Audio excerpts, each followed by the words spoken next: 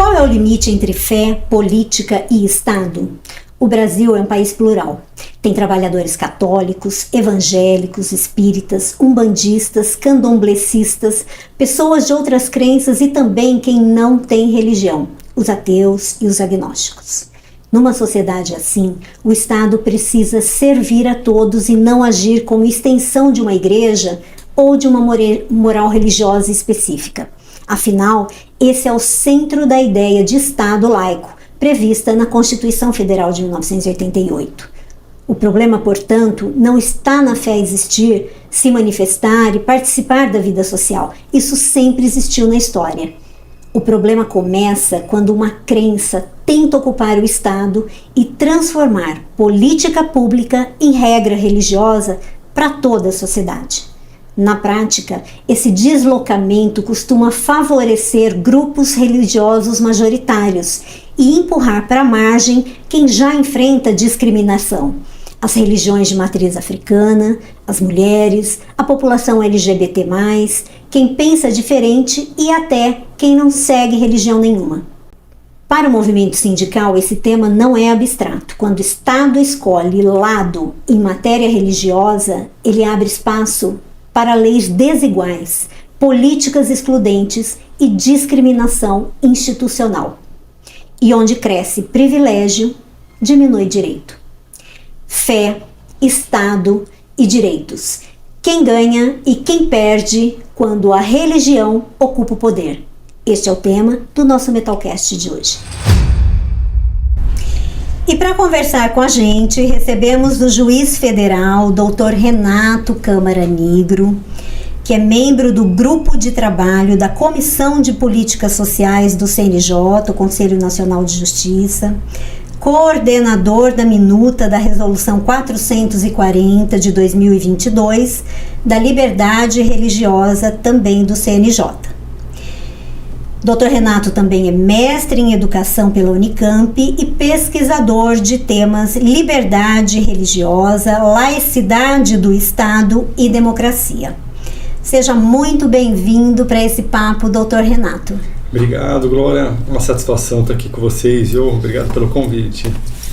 Nós que agradecemos esse tema que a gente trata hoje, que ele é relevante, ele é atual, sempre atual. Infelizmente. E impacta, né, a vida de todos nós, sejamos crendo ou não crendo, né? Afeta e mexe com a vida de todos nós como pessoas e enquanto sociedade, né? Para começar, eu vou fazer uma pergunta aqui que muita gente acha que quando a gente fala em Estado laico, é um Estado contra religião, né? É isso mesmo, não é? O que é o Estado laico? Não é isso não. Laicidade, o Brasil tem na sua Constituição que é um país laico, no artigo 19, então é um país que deveria ter, né, pela Constituição, uma neutralidade religiosa do Estado. Então, um Estado que seja imparcial em termos de religião. Então, o Estado ele não interfere nas religiões e as religiões também não podem interferir no Estado, né? Tem esses dois lados, duas dimensões. Então, todas as crenças deveriam, né, ser tratadas igualmente pelo Estado, ter as mesmas oportunidades diante do Estado, a mesma visibilidade pública, ou no que dependesse do Estado, e nenhuma interferência também dessas religiões no Estado. Mas no Brasil a gente vê um panorama um pouco difícil e cada vez mais complicado em razão do domínio evangélico nos poderes em geral, né? Então a gente tem a Frente Parlamentar Evangélica no Congresso Nacional, na Câmara, no Senado, né? Na Câmara dos Deputados de Brasília, com 42% dos representantes que são da Frente Parlamentar Evangélica, 32% do Senado, e aí também nos outros poderes, né? No Executivo especialmente, mas no Judiciário também, atualmente, né? Então acho que é um panorama que a gente vê que se torna cada vez mais difícil em razão das legislações que trazem temas religiosos, moralismos religiosos, etc. Então seria as religiões entrando no Estado, né? Essa dimensão é mais complicada. O Estado realmente acho que não tem muito problema do Estado interferir nas religiões, mas a religião entrando no Estado, né?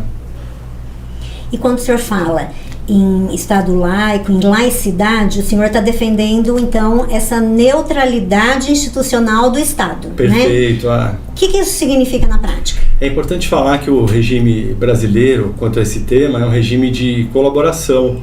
Então, a religião ela faz parte, né? Faz muito parte do país, do Brasil, e sempre fez, né? Historicamente a gente sabe.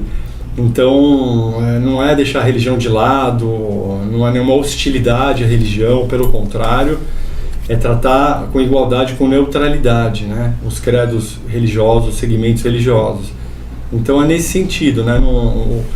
Um termo que designa essa, talvez, uma hostilidade contra a religião é o laicismo, que talvez tenha na França, algo mais do tipo. Aqui no Brasil, não.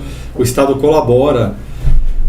A religião colabora com o Estado, geralmente, por exemplo, áreas sociais, santas casas, serviços sociais em geral, da assistência social é muito comum, né? Equipamentos que são religiosos, tem convênio com o Estado. Isso, se for bem feito, bem visto, é salutar, né? Por exemplo, as santas casas, etc. Também sabe que tem problemas também, logicamente, né? Por exemplo, comunidades terapêuticas tem muitas polêmicas, né? Que cuidam de pessoas que têm vícios, né? Que são pessoas adictas, tal, geralmente, né? E com laborterapia, com religião, etc. Já tem muitas denúncias sobre isso. Então tem muitos problemas, mas enfim, voltando, a religião, ela pode sim colaborar com o Estado, isso é previsto, isso é lícito, mas tem que ser muito bem feito e bem organizado para não dar muita primazia para uma religião só, em detrimento de outras, né? E de que forma faz esse controle, essa combinação para que a religião conviva de uma forma saudável, né, com o Estado? Como é que organiza isso? Eu acho que um dos problemas mais complicados é das bancadas evangélicas, frente parlamentares e tal, porque aí os religiosos estão dentro do poder legislativo e legislando muitas matérias religiosas, né? Eles usam até, em muitos casos, a Bíblia mesmo, nem disfarçam mais, usam a Bíblia como fundamento da lei. Né? No projeto de lei você vê a Bíblia lá como fundamento. Então esse é um risco muito grande, né, para a democracia, para as minorias todas, não só religiosas, né? Minorias étnicas, minorias sexuais, né? Comunidade LGBTQIA+, etc. Então, problemas de diversas ordens, né? De querer trazer esses moralismos para as leis, então para a escola, para os hospitais, para a saúde, né? Muita coisa na saúde, para a sociedade em geral. Então esse eu vejo um problema número 1, né? Mas tem muitos outros aí que essa tentativa de domínio religioso do Estado traz e coloca em risco a democracia, né? Eu acho que deu para ver bem o risco que a democracia brasileira correu nos episódios ali das manifestações na Paulista, convocadas pelo pastor Silas Malafaia, né? Sim. Então era um risco democrático ali realmente, né? Que se trazia numa mistura com religião. Então é algo que pode ser bastante explosivo. É porque a religião, ela tá com a gente, né? Com as pessoas, né? Ela é meio intrínseca, né? A nossa forma de viver como humanidade, né? Muito, né, Glória? Exatamente. A religião é tão importante porque ela diz respeito ao nosso eu, né? Ao nosso projeto de vida. Isso. Né? Então, para o fiel religioso, talvez a principal coisa que ele tem, o valor que ele tem, seria a religião, né? Que ele tem dentro dele. Mas quando isso passa a limitar o direito do outro, especialmente hostilizar o direito do outro, aí a gente entra na discriminação, já entra num terreno criminal, né? Que a gente vê por aí, né? O discurso de ódio de líderes evangélicos, não só evangélicos, mas é a configuração que a gente tem no Brasil, que os estudos indicam, né? Sim. Geralmente os fiéis os evangélicos hostilizando os líderes e tal, e aí isso passa para os fiéis também, né? Porque se o líder fala, o fiel muitas vezes segue, né? E aí passa para uma hostilização que geralmente é contra os fiéis de matriz africana, mas não só, né? Como eu estava falando, por exemplo, os homossexuais ou homoafetivos sofrem muito com isso também. Desculpa, homem com homem, mulher com mulher poderem casar, né? Na verdade, união estável.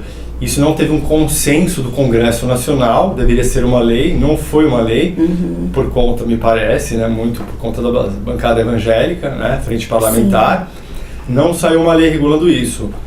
Entraram com uma ação no Supremo, talvez deve ter sido a Procuradoria-Geral da República, e o Supremo decidiu, acho que em 2011, pode sim ter união estável, homem com homem, mulher com mulher, homoafetiva, porque isso é da vida, né? É um projeto das pessoas, ninguém tem nada a ver com isso. E aí isso tem repercussões jurídicas várias. Foro íntimo. Repercussões jurídicas várias, né? Direitos civil sucessórios, previdenciário, etc. Eles ficavam descobertos disso, né? Sem essa... Uma vez que não era reconhecido sem esse reconhecimento jurídico que foi feito, né? Então, a gente tem casos... uma senhora que entra no metrô de São Paulo e vai começar a rezar com a Bíblia para um casal gay que está ali sentadinho, abraçado, de mão dada, por exemplo. Ela acha que eles estão em pecado. A gente tem um motorista do ônibus do Rio de Janeiro que mostra a Bíblia para um fiel de matriz africana que entrou no ônibus, todos os casos reais. Um motorista de Uber que não quer transportar a pessoa que está indo para o terreiro, vários casos. No âmbito trabalhista, que aí tem a ver mais com o sindicato, a gente tem inúmeros casos que correm na Justiça do Trabalho de processos com hostilização de funcionários, geralmente de matriz africana, geralmente por gerentes ou proprietários que são evangélicos, que hostilizam essa pessoa porque eles aprenderam isso no livro do Edir Macedo, no discurso do André Valadão, do Silas Malafaia, aprenderam essas coisas todas, assim, ou seja...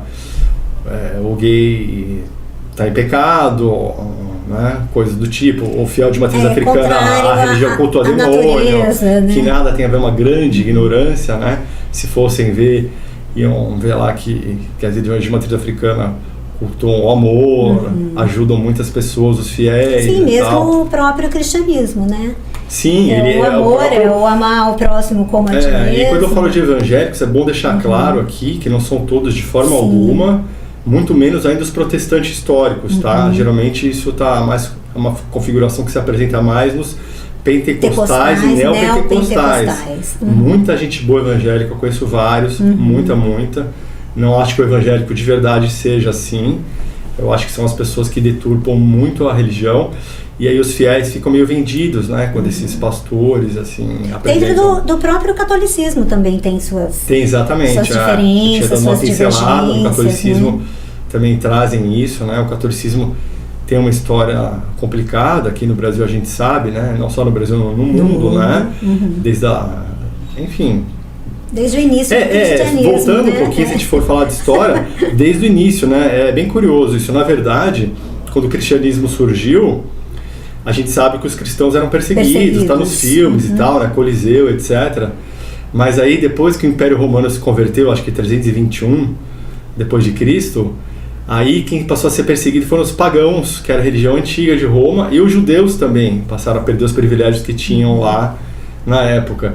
Então, ou seja, a perseguição sempre fez parte, né? E aí depois veio a Idade Média, depois disso, e a gente sabe, a Idade das Trevas, como foi aquele consenso da Igreja Católica com a nobreza, forjando consentimento para a exploração dos vassalos, dos servos, que se prometia o céu para eles, mas eles eram explorados. Depois vem na Idade Moderna, dos estados absolutistas, aí os reinos eles eram ou protestantes ou católicos. E aí havia uma guerra entre os reinos, tinha interesses comerciais, claro, mas tinha a questão religiosa. Então um fiel de um reino católico não poderia ser tolerante com um fiel de um reino protestante, porque você tinha que defender a religião do seu rei, que ele era representante de Deus na terra. Então tudo isso foi, ou seja, para dizer que as religiões, elas são instrumento de muita coisa boa, de paz, de conforto, etc., mas de muita coisa ruim também, quando são instrumentalizadas pelo homem dessa forma, né? Disputadas para pelo perseguições, poder, né? para manutenção de poder, etc., né? Como a gente tem visto ao longo da história e atualmente. Sim.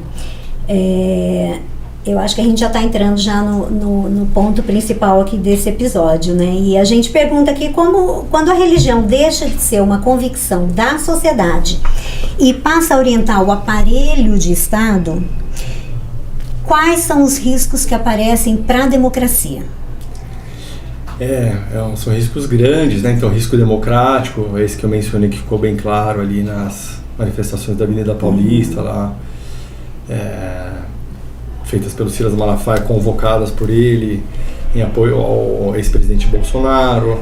A gente viu que poderia ruir a própria democracia ali, mas assim, além disso, os problemas se apresentam na educação, no currículo escolar, por exemplo, tentativa de colocar o criacionismo, que o mundo foi criado por Deus em 7 dias, ele descansou no 7º dia, que contraria a teoria da evolução, que é biologia, né? Então a gente tem um lado a ciência, a teoria da evolução, Darwin, e de outro lado eles colocam o criacionismo como se fosse a mesma coisa, mas uma peso. ciência, outra religião, com o mesmo peso.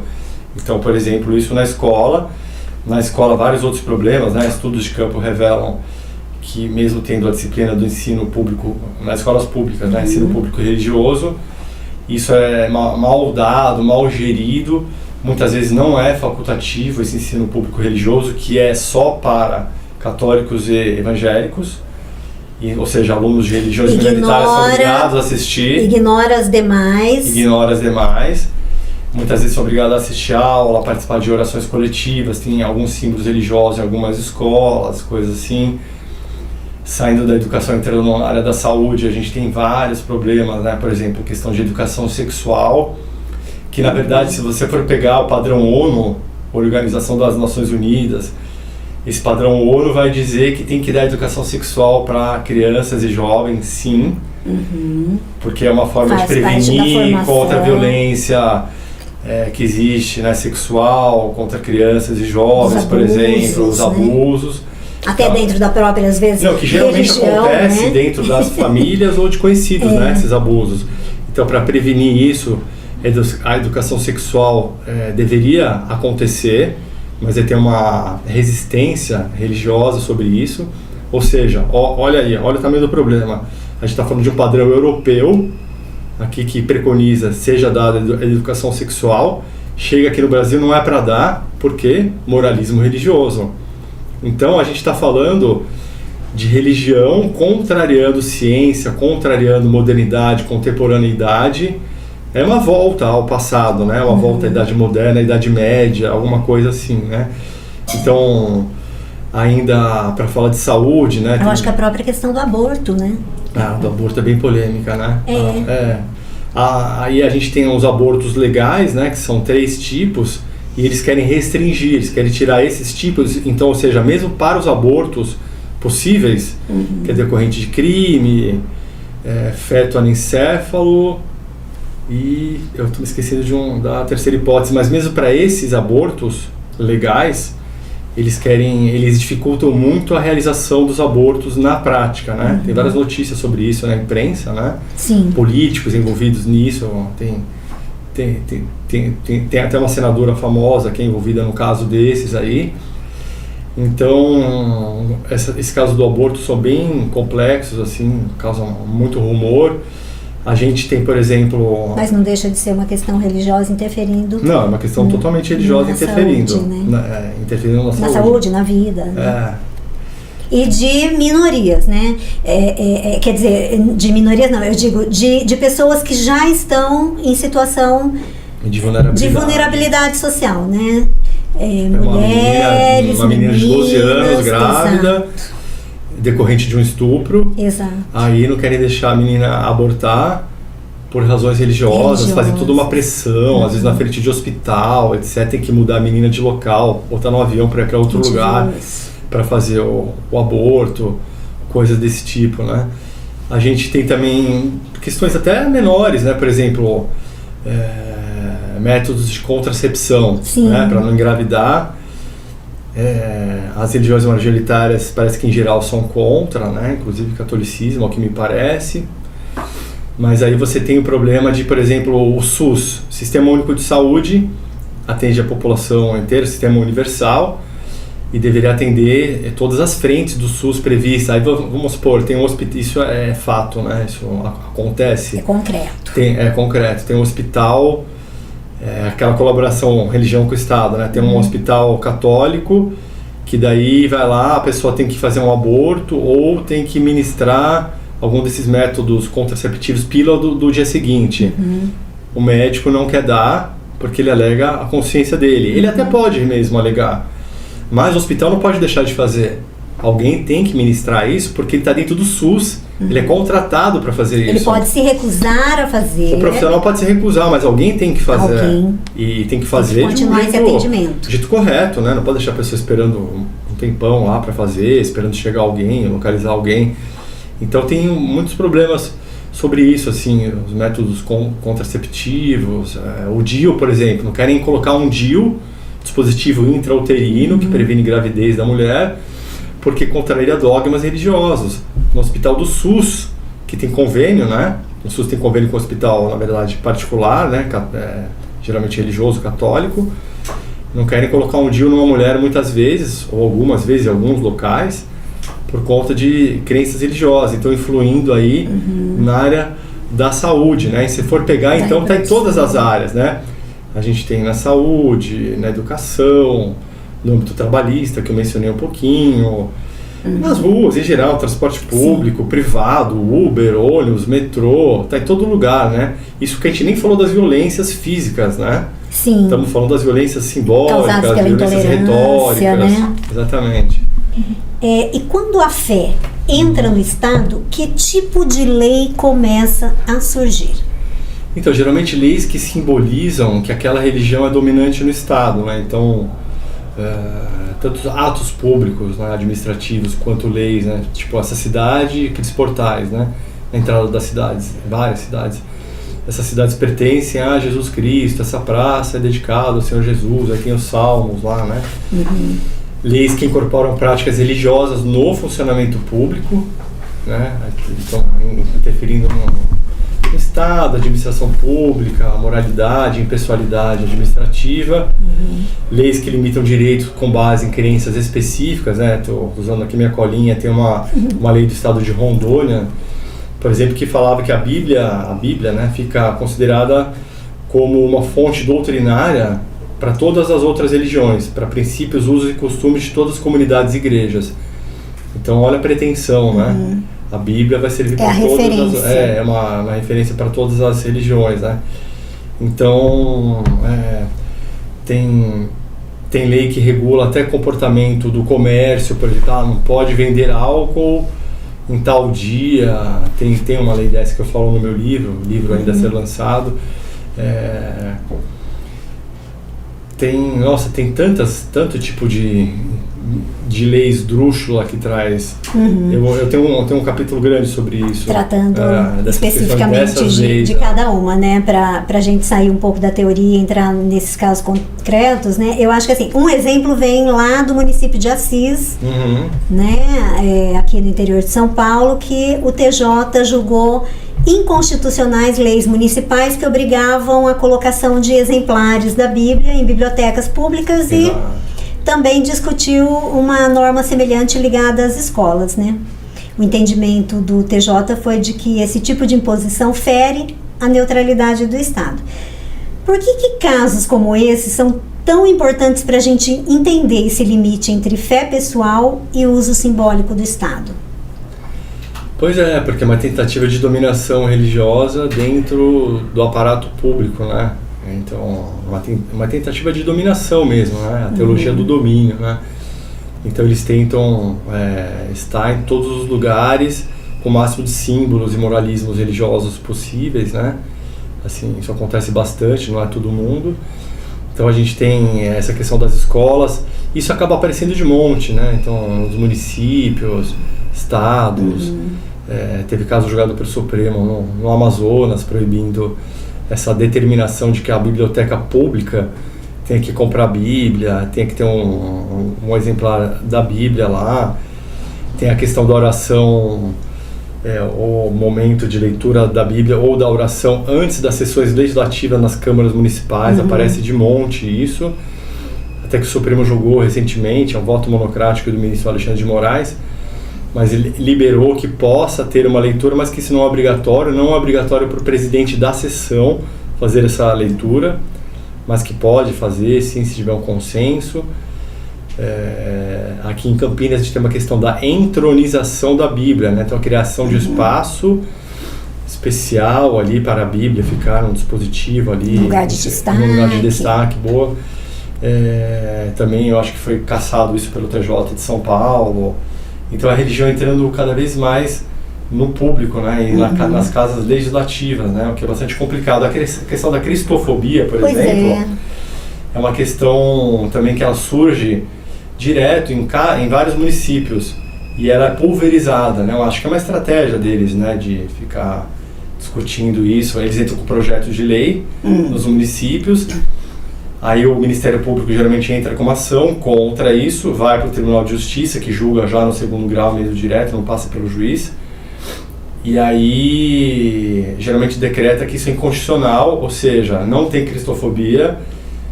Não é isso que eles falam, né? Eles dizem assim, esse julgado vai dizer, olha, você não pode, por lei, querer proibir uma prática de alguém, por exemplo, uma manifestação artística, de carnaval, alguma coisa assim, dizendo que isso ofere símbolos religiosos cristãos, porque tem a liberdade de expressão artística das pessoas, de locomoção, etc. E aí, eventuais abusos, tem lei, e tem muita lei boa, viu, para coibir eventuais abusos contra símbolos cristãos. Ninguém quer desrespeitar símbolo nenhum cristão. Mas então, ou seja, essa cristofobia que eles falam no Brasil não existe, é uma retórica, mais uma vez para tentar trazer essa moralidade religiosa deles para dentro da lei, do poder público.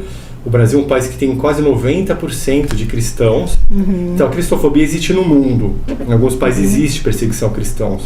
No Brasil, não é o caso do Brasil, né? Aqui é a maioria, né? A maioria gigante, né? Histórica e maioria demográfica. Essa questão da cristofobia, ela se equipara ao racismo reverso, né? Exato, muito bem. Não é? Eu acho que é isso. Né? Então, na verdade, é uma retórica, uma tentativa de se vitimizar, de criar uma lei especial para ele. Quando, na verdade, eles estão com tudo, né? É uma religião que tanto o catolicismo quanto o protestantismo, os evangélicos, eles estão com tudo nas mãos, né? Sim. Com o poder econômico, com o poder político, né? A própria questão do ex-presidente que a gente tinha no Brasil, de que era Brasil acima de todos, Deus acima de tudo, como que era? Brasil acima de todos, né? Deus acima de tudo, Brasil acima de todos, algo assim? Acho que era isso, né? Então, assim, não tem essa cristofobia justamente por esse princípio, né? Se já esse privilégio, né, de que Deus está acima de todos. Quer dizer, como é que só de ser 90% praticamente da população, é muito difícil que houvesse perseguição a cristãos no Brasil. E tem esse slogan, né? Mas fora isso, eles estão nas esferas de poder, né? Eles estão com tudo, como você falou, né? Então, na verdade, é realmente... E é um slogan que mostra que não há cristofobia, né? Ele é um próprio slogan que já demonstra da presidência da República, como você bem disse, do ex-presidente, já bem mostra que isso realmente não tem de fato, né? Que não existe, né? Outro ponto, né, é o ensino religioso nas escolas. A gente vê que em 2017 o STF admitiu que o ensino religioso de natureza confessional pudesse, né, acontecer nas escolas, o que é um tema sensível porque envolve infância, formação cidadã, espaço público. A escola, quando ela adota uma orientação religiosa e específica, que risco que isso traz para alunos de outras crenças ou mesmo alunos que não têm religião? Bom, quando a escola é privada, ela pode, né? Tá tudo certo, né? Você vai entrar numa escola cristã, católica, de freiro, o que quer que seja. Adventista, porque você quer, o pai quis, né? O pai, a mãe, enfim. E aí tá tudo certo. E aí o problema surge na escola pública, né? Porque é pública, justamente porque é pública. E aí esse julgado do Supremo está falando sobre isso, né? ADI 4439. E aí julgou por 6-5, maioria bem apertada, que pode ter o ensino público religioso nas escolas. E aí isso é feito apenas para as religiões majoritárias, católica e evangélica. Não tem de outras, né? Inclusive, no Rio de Janeiro, me parece que os professores são pagos pelo Estado, então o Estado paga para dar aula de religião católica e evangélica. Me parece um contrassenso, né? Não me parece correto. Mas, em geral, então tem essa aula. Agora, o problema é que eu dei uma estudada nisso, tem um questionário de diretores, é uma prova nacional que tem, e também os estudos de campo revelam que, na prática, esse ensino público religioso ele não é facultativo, ele acaba sendo imposto em alguns casos, e aí contraria todo o julgado do Supremo, né? O Supremo diz que pode, mas que tem que ser facultativo, obviamente.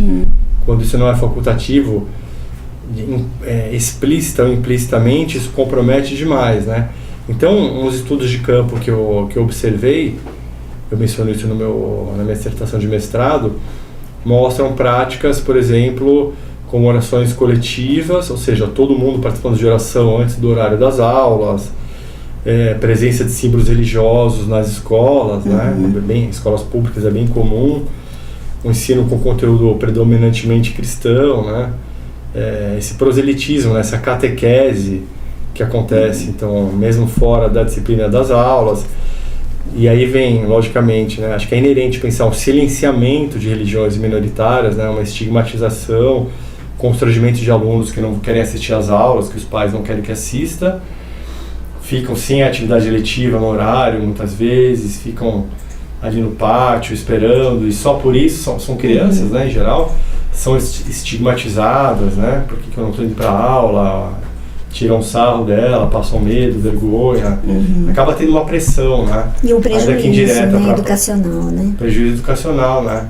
E uma pressão ainda que indireta para participar dessas aulas.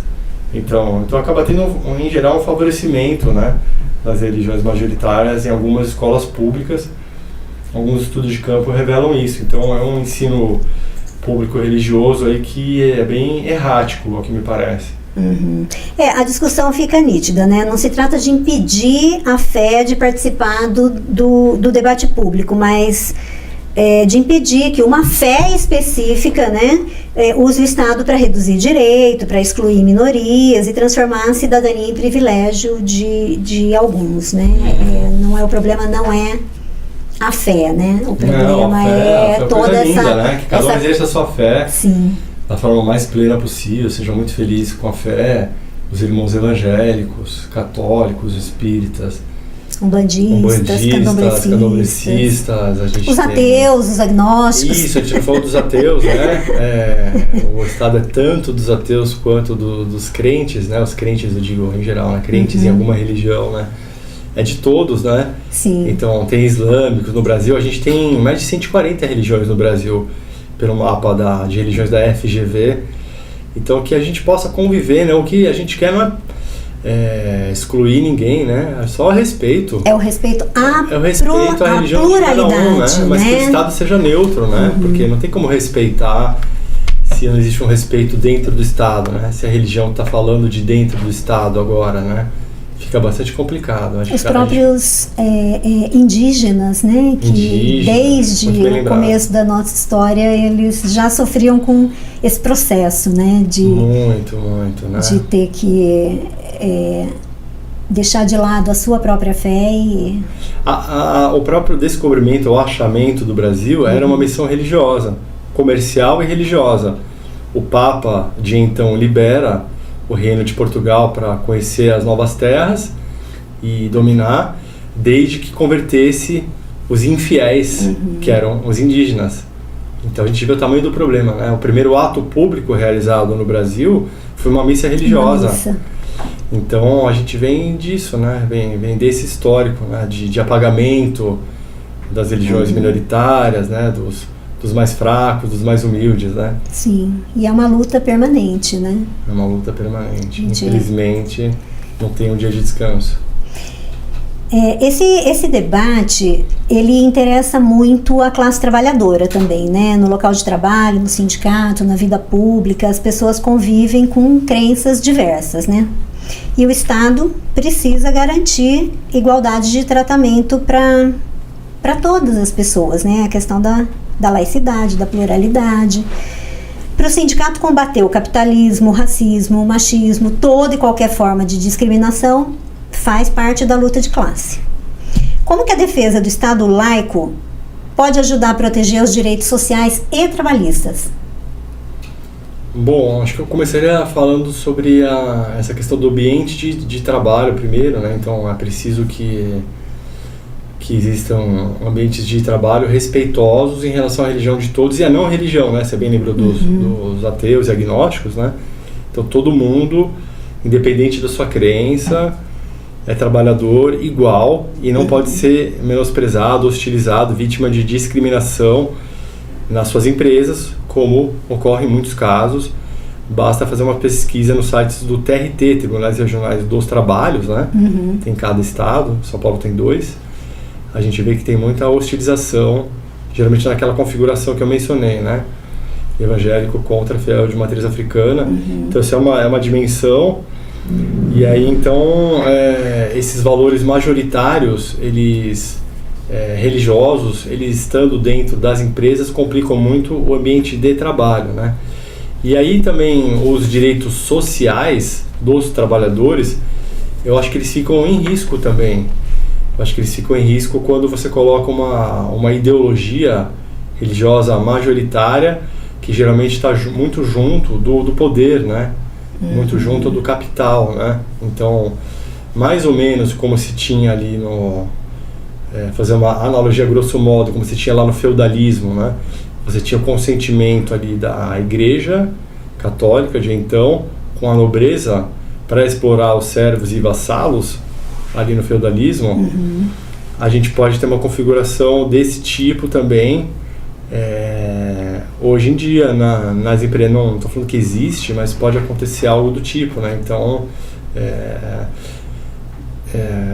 pode haver uma exploração nesse sentido. Se a gente for pegar, por exemplo, o que as frentes parlamentares evangélicas mais legislam sobre direitos sexuais, costumes, essas moralidades assim que eles se incomodam muito, né? Questão de aborto, métodos contraceptivos, educação sexual, a cristofobia que não existe, esse tipo de coisa. Quando os direitos sociais que verdadeiramente interessam, tipo acabar com a escala 6x1, coisas desse tipo assim, não são pautas da Frente Parlamentar Evangélica, né? Eles falam, o discurso é muito da questão da violência, né? Da bala, né? De reagir contra crimes, de endurecer as leis criminais, etc. Tal. Mas na verdade eu acho que a gente tem que pensar nisso também. As leis penais já são duras, né? Na verdade, mas de construir uma sociedade mais igual para não ter, inclusive, tanta criminalidade, né? Uma sociedade que tenha salários melhores, empregos melhores, acessos bons a direitos sociais, né? Bons hospitais, bom transporte público, né? Boas escolas públicas, sim, essas questões que a gente trouxe aqui.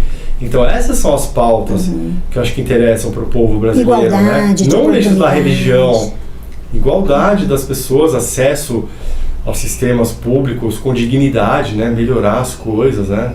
Tudo, né? Transporte, hospital, escola, pavimentos, segurança pública também. Então eu acho que o risco é esse, né? O risco de uma ideologia que acaba sendo violenta, né? Que acaba sendo violenta contra os diferentes, contra os menores, né? Contra os mansos da Bíblia, né? Essas pessoas eu acho que acabam sendo muito prejudicadas.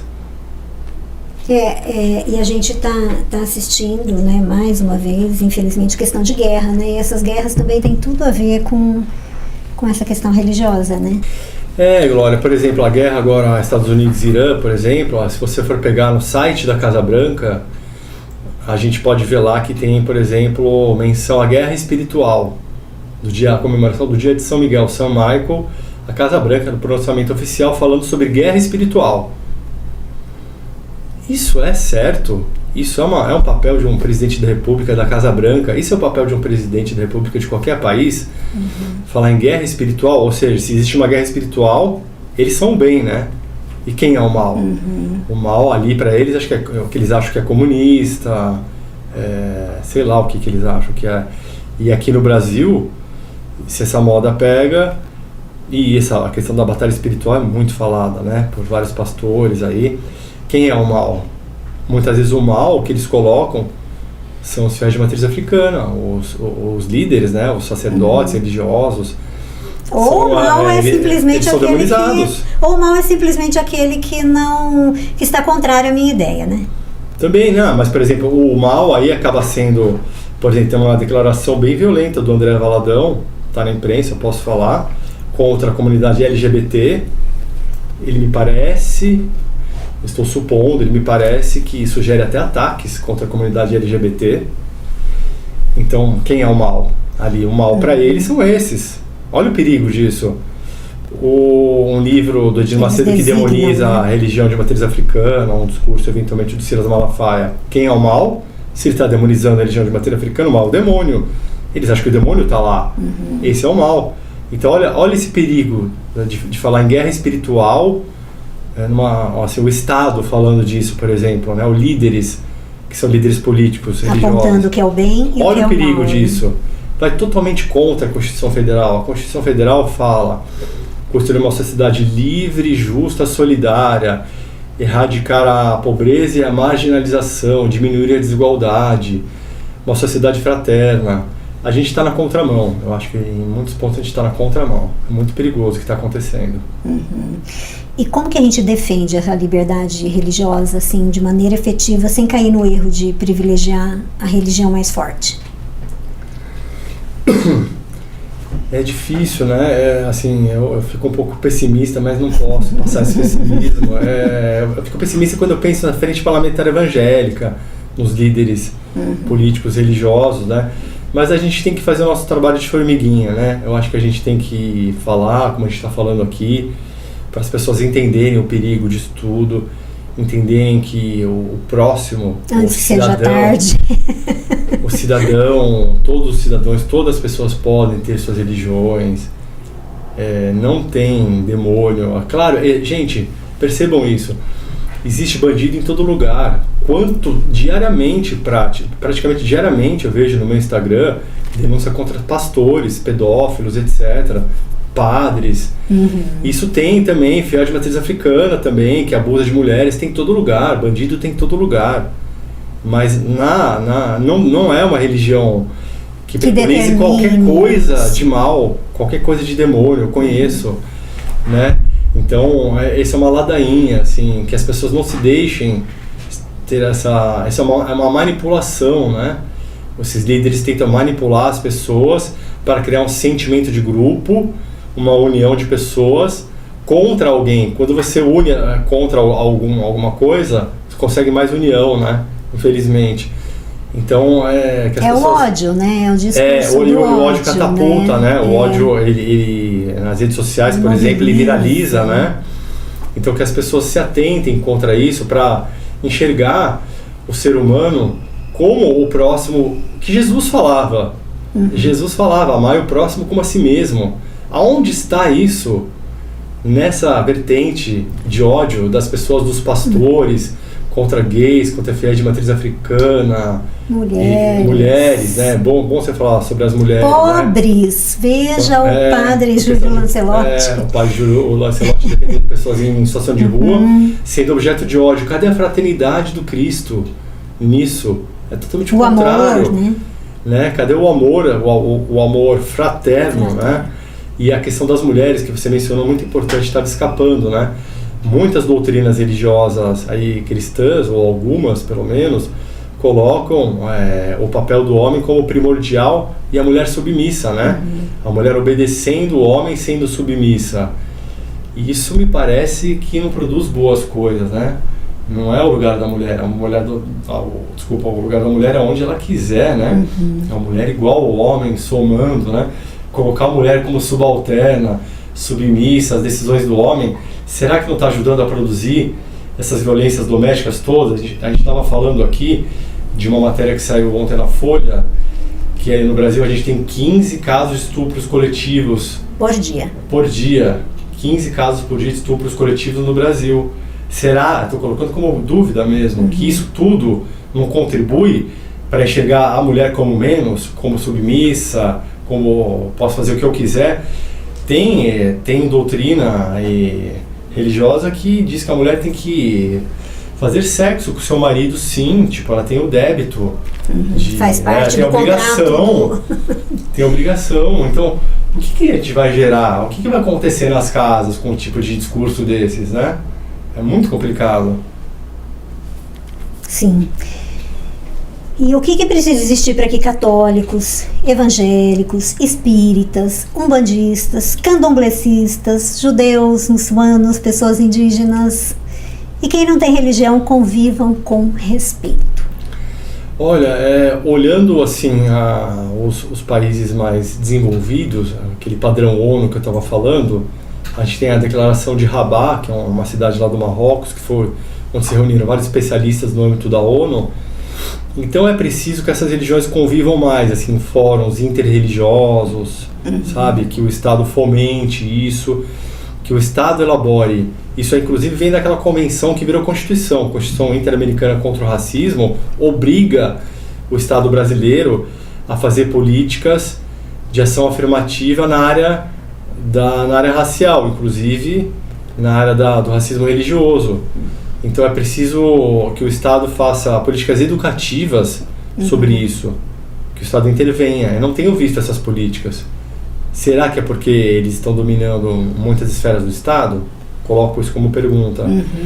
Então, políticas educativas para as pessoas, fóruns de discussão, né? Fomentar que essas pessoas, os líderes religiosos, participem de eventos juntos, né? Coletivos. O Estado tem que falar mais das religiões, tem que dar mais espaço também para dar mais legitimidade para essas religiões que são mais perseguidas. Tem que ser feito um trabalho também junto aos poderes repressivos, né? Polícia, Ministério Público, para que as leis sejam cumpridas. As leis são boas, mas tem que ser cumpridas, né? Tem muitos casos de brigas religiosas, conflitos, que são classificados às vezes pela polícia como brigas de vizinhos, desinteligência, questões de menor potencial ofensivo, quando na verdade é uma intolerância religiosa que tem uma lei própria, né, que é a Lei 771689, Lei do Racismo, Lei KO, que tem uma pena específica para isso, né? Então, ou seja, tem que dar um treinamento pro poder público também, porque muitas vezes tem pessoas com essa mentalidade religiosa dentro do poder público, né? Então ele olha uma pessoa lá de matriz africana, às vezes olha de lado, né? E não faz o que tem que fazer, né? Isso a gente sabe que acontece.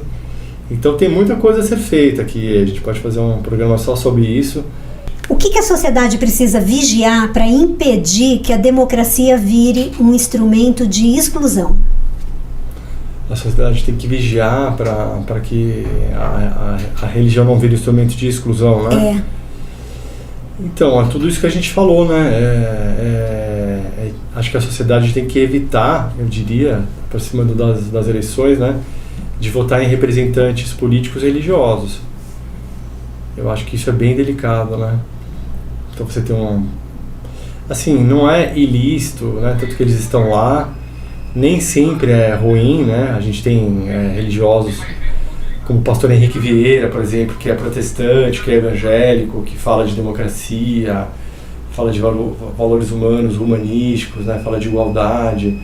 Então não é uma coisa que seja ruim na sua essência, mas é bem delicado. Preste atenção nos discursos de ódio, o discurso que menospreza o outro, o discurso que fala a gente contra eles.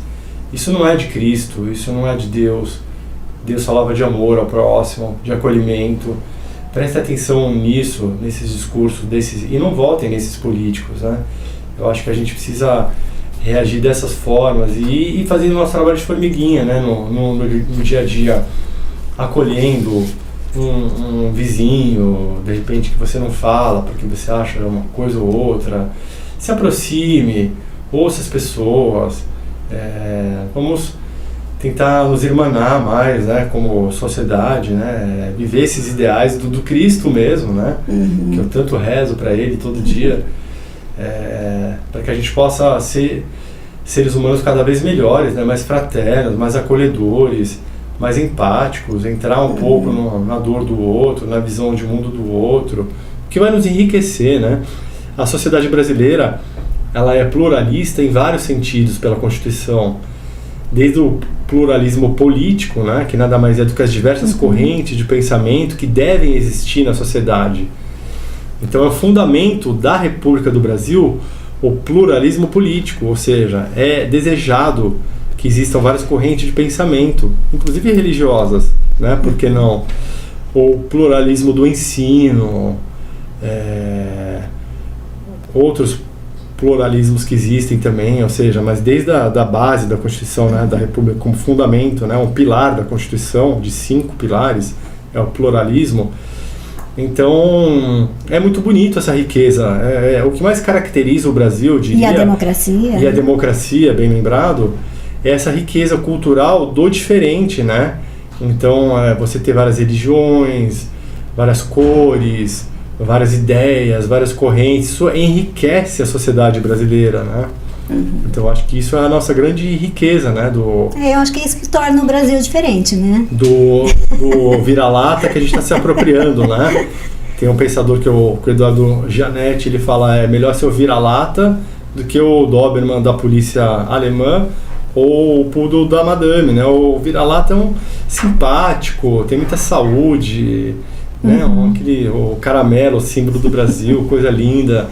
Então é isso, né? A gente se apropriar da nossa riqueza de ser esse povo que os gringos vêm pra cá e ver como a gente é solidário, assim, como a gente é caloroso, já chama pra casa e tal. Fica encantado. E já dá o tapinha nas costas, tal. Essa é a riqueza do Brasil. A riqueza do Brasil não é ser evangélico, ser católico, ser espírita. A riqueza do Brasil é ser tudo ao mesmo tempo e acolher a todos. Muito bem. Nós estamos encerrando aqui, eu quero agradecer demais a sua presença aqui, Dr. Renato, foi muito bom, muito boa essa conversa, eu acho que ela se estende, né? Eu acho que dá para a gente tratar de mais assuntos a partir dela, né? Principalmente agora que a gente está num ano que é eleitoral, né? Que a gente precisa fazer essas reflexões, né? A respeito das nossas escolhas, a respeito do mundo que a gente quer viver, né? Então eu agradeço muito esse compartilhamento de tanta informação, tanto conhecimento que o senhor tem acumulado e, nosso, muito obrigada, viu? Eu agradeço bastante, viu, pelo espaço aqui que vocês me cederam para poder falar isso, essas coisas todas aí para a gente tentar construir um país melhor, né? E estou à disposição para outros episódios. Espero que tenha sido bom e que ajude a esclarecer um pouco sobre o tema e iluminar o coração das pessoas que nos ouvem, né? Para termos mais paz, né, gente? Mais tranquilidade, mais irmandade, mais amor com o próximo de verdade. E consiga viver, né, a nossa vida, né? Porque é uma vida mais tranquila, com menos medo, menos preocupação, né? Viver de uma forma mais tranquila. Então, eu agradeço demais sua presença aqui. O senhor quer falar sobre seu livro, sobre sua tese, sobre o seu canal? Ah, verdade, eu tenho o meu canal no Instagram, é Renato C. Nigro, C de câmara, né? Renato C. Nigro. E lá eu tô lançando vídeos, posts, carrosséis e tal, com esses conteúdos todos. Tem a parte histórica também, tem a ver com os livros que eu vou lançar. Tô com 2 livros prontos, um terceiro para ficar pronto. Então, para lançar uma trilogia esse ano ainda. Vindo desde lá da pré-história, falando de como surgiam as primeiras formas de espiritualidade, depois religião, falando de Ocidente, né? Então é bem interessante esse aspecto histórico, como isso veio evoluindo. Aí falando de hoje em dia, do domínio evangélico, falando dos tipos de lei, falando da parte criminal, enfim, muitos temas lá, saúde, educação, etc. E aí eu aviso vocês quando estiver perto do lançamento. Perfeito, aí a gente traz, né, faz o convite novamente e a gente conversa sobre esse novo tema, né? Bom, a fé tem lugar na sociedade, mas o Estado não pode ter dono religioso. Quando a religião ocupa o Estado, o risco é surgir lei que privilegia uns, silencia outros e ataca direitos. Quem mais perde quase sempre são os setores já vulnerabilizados, os mais pobres, as minorias religiosas, as mulheres, a população LGBT+, e quem não se encaixa no padrão imposto pelo poder. Defender o Estado laico é defender liberdade religiosa, democracia e igualdade de direitos para todos e para toda a classe trabalhadora. Nós estamos encerrando aqui essa edição do Metalcast, mas continua com a gente, acesse nosso site metalcampinas.org.br e também nos siga nas redes sociais Metal Campinas. Se inscreva, deixa seu like, salva para assistir depois no carro, no ônibus e já compartilha com os colegas, com os amigos, com os familiares. Fica com a gente. Até a próxima. Tchau, tchau.